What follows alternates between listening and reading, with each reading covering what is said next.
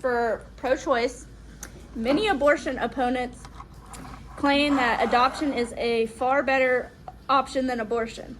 Since there are longer wait lists to adopt children in the U.S., some are so long that parents turn to adoption outside the country. Shouldn't we push for more adoption and less abortion? You may stand up and start your 1 minute. Okay, so first of all, if wait lists are so long for adoptions, why are we going outside of the country to adopt?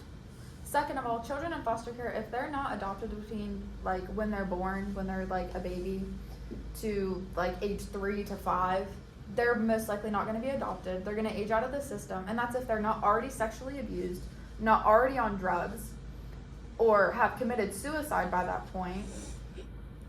Like, I have first-hand experience. Both of my brothers are adopted, and they were both raped when they were little. So, like, if their mother would have aborted them, even though I love them, they would have been better off because of their mental deficits that they now have. Now they will never be functioning properly. They will never have anything. But if they were aborted when their mother was doing drugs or anything like that, they would have been safer. And when you age out of the foster system, you're more likely to become pregnant, soliciting, doing drugs. Okay. Pro-life, will you please stand? Okay, so I feel like adoption should definitely be pushed more because some people aren't able to have kids, even though they may grow up to be like in the system still. Most people will still adopt them kids because some people aren't able to have them, and having abortions can cause families to not have family of their own. There are adoption centers all around the world, and it's better for everyone in general. I just feel like abortion is the right thing to do. So. Okay, pro-choice, will you please stand for your 30-second rebuttal? Okay, so some statistics on foster care and what happens. You can just say like adoption is like the easy way, like have your baby, but it's really not that easy because say you wanted to get an abortion because you are pregnant and then you grow that baby for 9 months and it's in your stomach, you bond with it, you spend all of your time with this baby inside of your stomach, and so you bond with it. So then a lot of the time the women who are supposed to give their babies up for adoption don't want to, and they end up keeping their baby when they know that they cannot financially take care of the child, they're not mentally stable enough to take care of the child, setting that child up for failure. Yeah. Okay, you have a 30-second rebuttal. You guys don't have to take the rebuttal if you don't want to. As stated, for income reasons, if you were to give your kid up for adoption, that is less you have to pay in the long run, and that is more for another family to have for that child, or fetus, or whatever you shall define it as. Rather, you get an abortion due to expenses or not, you're still going to pay for medical expenses, and so is another family that would take them on too. And it's not like you would be completely cut out of their life. There's always a decision. Okay, so this question is to pro-life. The second most passionate answer given by pro-lifers is to explain their position is the Bible that states abortion is a sin. However, abortion is only ever mentioned in 2 places, biblically speaking. Both of these are in the Old Testament, and both of these seem to suggest that the ancient Jewish people were in favor of abortion. What do you think of religious rights attempting to claim to be against abortion on religious grounds and their efforts to push their faith-made choice on everyone else? Pro-life, you may stand up. There are excerpts in the Bible. I don't exactly know how to say them, so I won't try, but like the Psalms or Psalms. That's how you say that? Okay, 127 of 3:5. Children are a heritage from the Lord, and offspring will be a reward from him. Or Exodus 20:13, you shall not murder. Thomas Aquinas says, observing that is a sin against nature to reject God's gift of a new life. And Aristotle's theory, abortion is considered a grave moral evil. Catholics believe once an embryo is conceived, it is considered to have a human soul. Okay, pro-choice, you may stand up for your 1-minute rebuttal.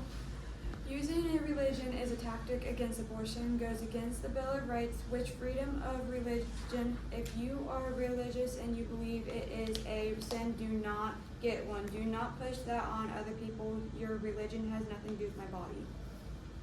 You may stand up. I am not religious, and I believe abortion is cruel. When a life is conceived, it is living and automatically growing. You cannot say otherwise. Okay, you may stand up for your 30-second rebuttal. Okay, so I'm a little bit confused why you would use a verse from the Bible as your defense if you're not religious. Like, what is the validity in that? Okay, so these are the 6-minute improv, or the 6 improv questions now. And I started the questions with pro-life, so you guys are going to go again. So, an abortion pill that has been safely used for 20 years has recently been banned by many states, including Ohio. This pill in question is methopreston and methopreston. Okay, so I don't really know how to say that, but those are the pills. These pills were approved by the FDA in the year 2000 as a safe and effective method for terminating pregnancy. In Ohio, in 2020 to 2021, 50% of abortions used the medication safely. Why is a pill that is considered safe by medical profession being banned by many states in the United States? You guys will have 30 seconds to talk among yourselves and then answer.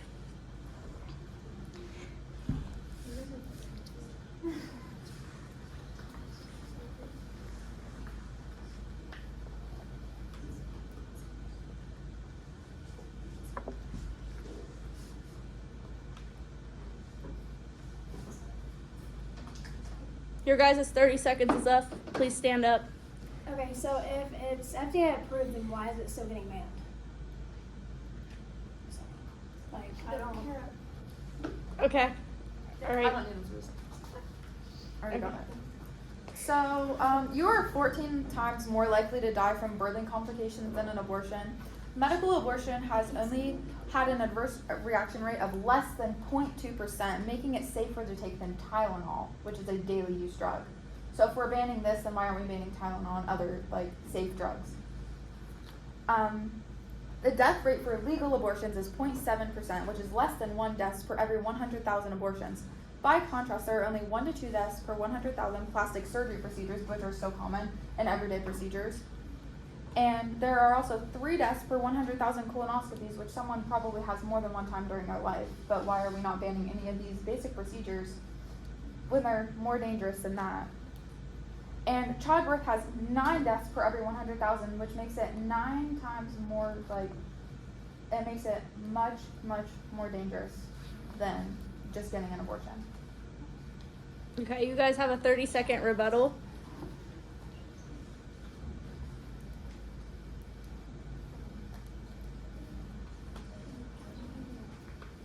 Regardless of pill or an abortion rate, the death penalty has a 4.2% killing rate and abortion has a 5% rate.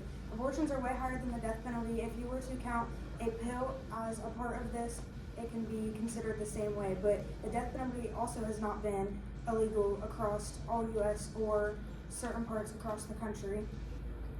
It's higher. Okay, you guys can stand up for your 30 seconds now. Okay, so I just said that it's more safe. It's 0.2% adverse reaction rate, which means side effects that are bad. And it's safer than Tylenol. So why are we trying to ban this if it's safe for people to take? That's per the World Health Organization. Also, according to the World Health Organization, complications from pregnancy and childbirth are the leading cause of death for girls ages 15 through 19, and children 10 through 14 have a higher risk of death due to pregnancy complications. And also per the World Health Organization, abortion is one of the safest procedures that you can get as long as it's Okay, legal. so pro-choice.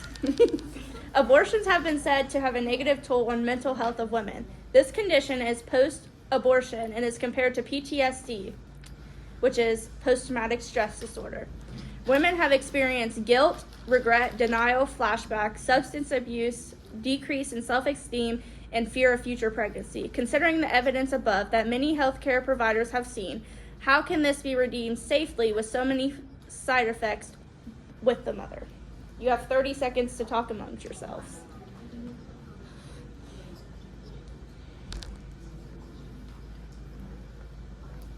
Did I say 30 minutes? I meant 30 seconds.